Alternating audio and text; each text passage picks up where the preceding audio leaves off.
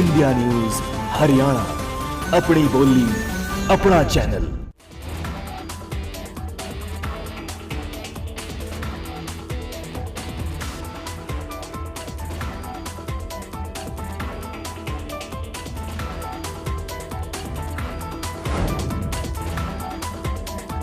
आप पार्टी ने हरियाणा के अंदर काम किया है। यानी मुझे वो जो ये कह रहे थे कि नतीजे चौंका सकते हैं दिल्ली की तर्ज पर, ऐसा कुछ नहीं। वो चौंकाएंगे ना, उनका पूरा का पूरा मामला ही साफ हो जाएगा। हरियाणा के अंदर आप पार्टी दोबारा आएगी और वो विधानसभा के चुनाव में नजर आएगी, मुझे शक है। क्योंकि थप्पड़ गा गा के इनके मुंह इतने लाल हो चुके हैं कि अभी और थप्पड़, क्योंकि हरियाणा का थप्पड़ तो ऐसा है जब पड़ता है तो आदमी पड़ता नहीं, लेट। लेकिन कल तो आप इस बात की आलोचना कर रहे थे कि इस तरह की बातें लोकतंत्र में नहीं होनी चाहिए। तानाशाही का चेहरा आ रहा है।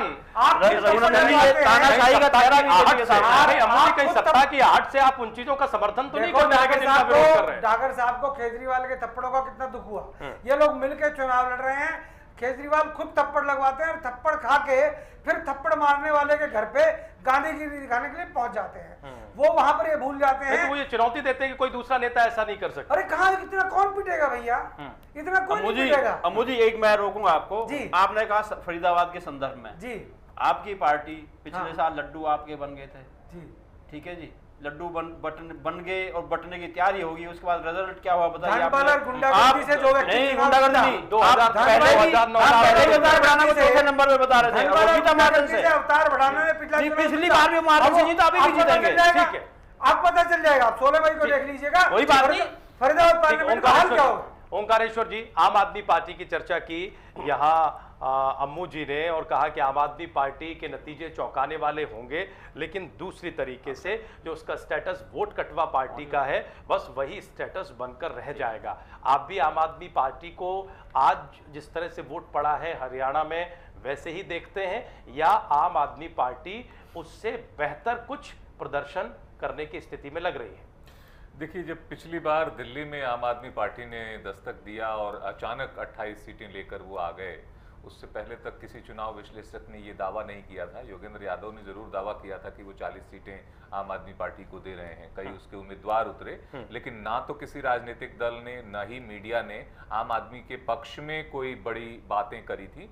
लेकिन जब चुनाव के नतीजे आए तो सबने देखा कि बहुत एक जबरदस्त संख्या में वो जीत के आए। और शीला दीक्षित, जिन्होंने विकास के बहुत सारे काम किए थे दिल्ली में, अगर इस देश में पिछले 10-15 सालों में कहीं विकास हुआ, खासतौर से 10 सालों में, तो वो सबसे ज्यादा दिल्ली में हुआ था। कॉमनवेल्थ गेम्स की वजह से या किसी और वजह से विकास दिल्ली में दिखा था।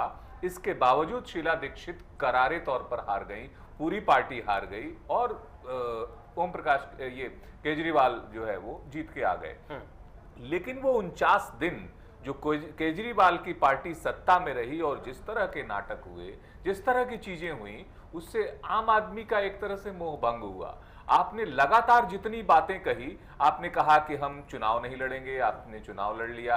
आपने कहा कांग्रेस से हम कोई समर्थन नहीं लेंगे, कांग्रेस से समर्थन लिया। इस तरह से आपने कहा सुरक्षा नहीं लेंगे, सुरक्षा घेरा भी लिया। आपने कहा घर नहीं लेंगे या कुछ नहीं हुआ, पता चला आपने आज वो कर रखा है एक बंगले की या किसी बड़े अच्छे घर की वो कर रखी है। तो एक तरह से लगातार एक्सपोज होते गए केजरीवाल और उनकी पार्टी के नेता। एक बचकानापन भी दिखाई दिया समूचे पार्टी में, और यह भी दिखाई दिया कि इनके पास राष्ट्रीय स्तर का कोई विजन नहीं है। आपने पानी देने की बात कही, बाद में पता चला 700 लीटर पानी आप महीने की बात कर रहे हो। यहां एक घर के ऊपर 500 लीटर का वो लगा रहता है एक घर पर, और वो डेली 500 लीटर का वो जो टंकी है वो भरता है। आप पूरे महीने में दे रहे थे, तो आम आदमी पहली बार तो समझ नहीं पाया। बाद में जब उसे होश आया कि अरे ये क्या हो रहा है, अगर पूरे महीने 700 लीटर मिलेगा तो कुछ नहीं हुआ। बिजली के मुद्दे पर प्रतिदिन था वो।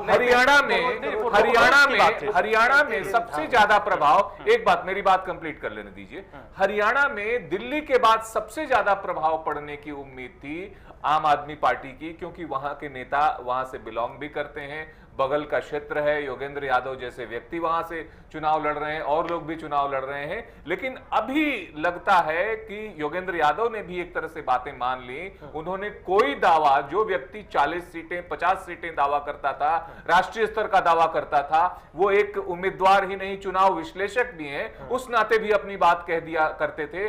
पहली दफा आज योगेंद्र यादव जैसे वरिष्ठ नेता ने एक शब्द कहने से इनकार कर दिया। ये अपने आप में एक बहुत बड़ा द्योतक है कि आम आदमी पार्टी थोड़ा बहुत वोट जरूर यहां वहां काट लेगी, जिसका नुकसान बीजेपी को होगा, कांग्रेस को थोड़ा बहुत फायदा हो जाएगा, लेकिन इसके अलावा कोई उसका कोई जनाधार नहीं। ओम प्रकाश जी, आप 2 सीटों पर चुनाव लड़ रहे हैं, हिसार और सिरसा।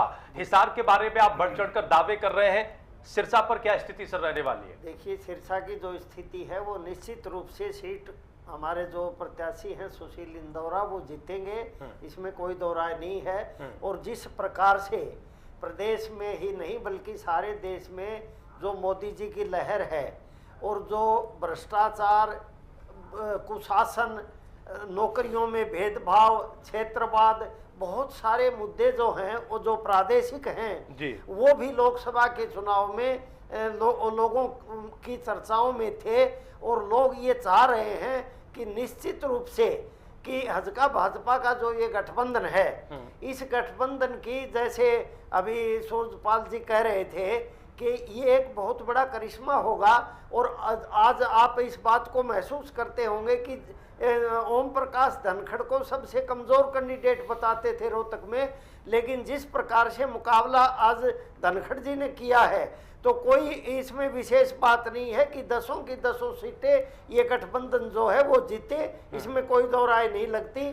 और लोग जो है वो लगातार इन सारी परिस्थितियों से तंग आ चुका है कि हरियाणा जो है आज एक जाति विशेष का, वर्ग विशेष में जो सत्ता का सुख भोग रहे हैं, उसी प्रकार से सारे क्षेत्र विकास से वंचित रहे, बहुत सारे लोग नौकरियों से वंचित रहे।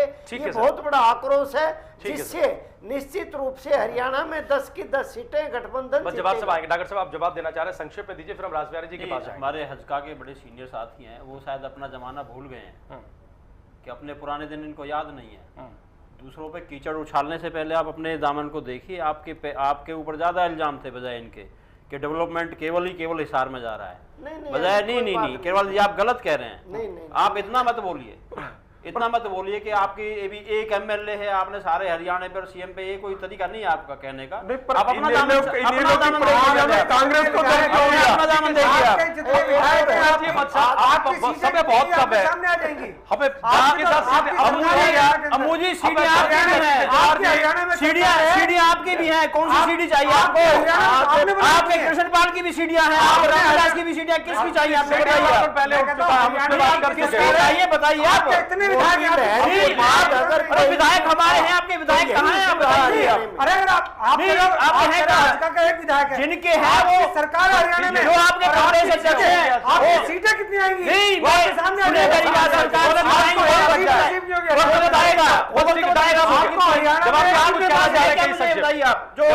हरियाणा में करते हैं। किसकी सीढ़ी चाहिए आपको? सीढ़ी मामले को छोड़ते हैं, किसकी सीढ़ी चाहिए हम देंगे आपको।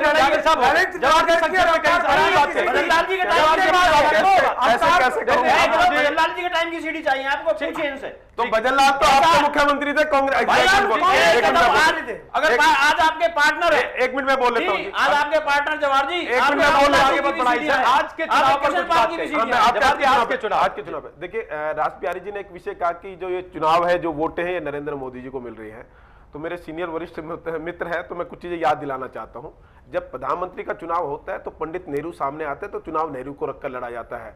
जब इंदिरा गांधी चुनाव लड़ती है तो इंदिरा गांधी लड़ती है, और बाकी क्या होता है वो पता है। इसके अलावा राजीव गांधी जी भी चुनाव लड़े थे, सहानुभूति का चुनाव लड़े, तो वहां भी एक महिला की हत्या कह लीजिए, उसके कारण सहानुभूति उपजी।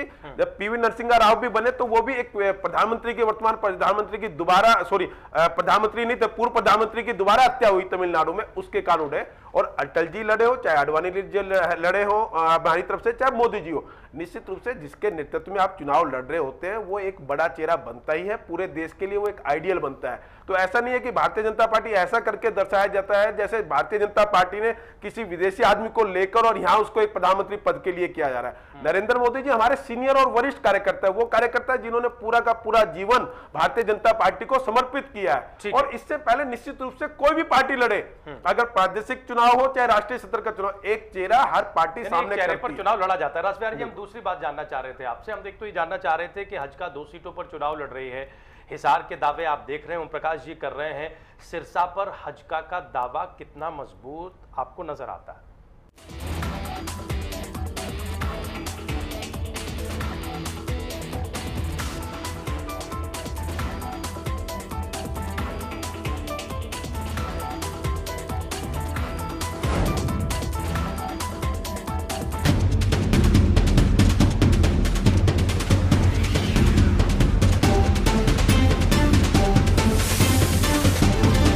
इंडिया न्यूज हरियाणा, अपनी बोली अपना चैनल।